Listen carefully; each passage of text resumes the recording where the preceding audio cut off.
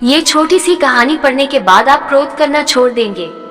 भगवान शंकर ने पिपलाद से कहा, तुम उस दानी के पुत्र हो जिसके आगे देवता भी भीख मांगने को मजबूर हो गए थे। इतने बड़े दानी के पुत्र होकर भी तुम भिक्षुकों पर क्रोध करते हो।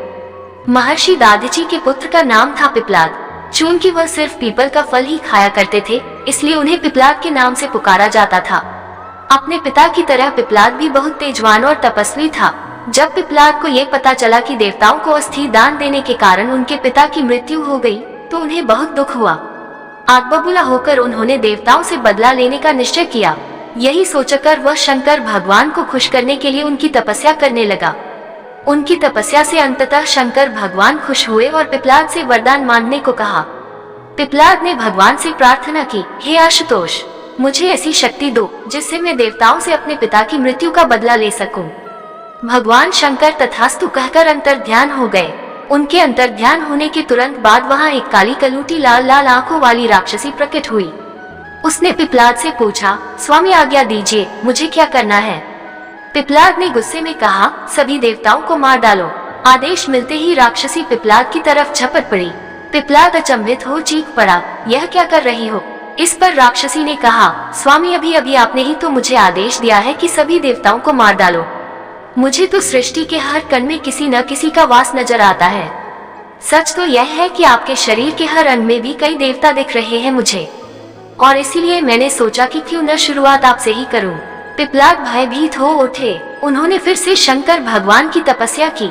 भगवान फिर प्रकट हुए। पिपलाद के भाई को समझकर उन्होंने पिपलाद को समझाया, वत्स, गुस्से में आकर लिया गया हर निर्णय भविष्य में गलत ही साबित होता है।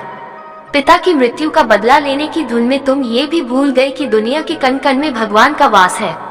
ये सुनते ही पिपलाद का क्रोध शांत हो गया और उन्होंने भगवान से क्षमा मांगी। इस तरह एक बार फिर देवत्व की रक्षा हुई। एक प्रचलित लोक कथा के अनुसार पुराने समय में शांति नाम की एक महिला थी, लेकिन वह क्रोधी स्वभाव की थी।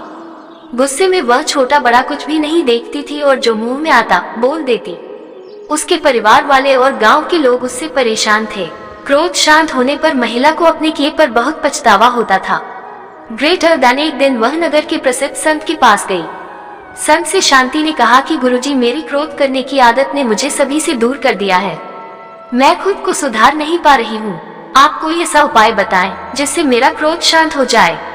ग्रेटर देन संत ने उसे एक शीशी देते हुए कहा कि इस दवा को पीने से तुम क्रोध को काबू कर सकोगी। जब तुम्हें क्रोध आए तो इसे मुंह से लगाकर पीना और तब तक पीती रहना जब तक कि क्रोध शांत न हो जाए। 1 हफ्ते में तुम ठीक हो जाओगी।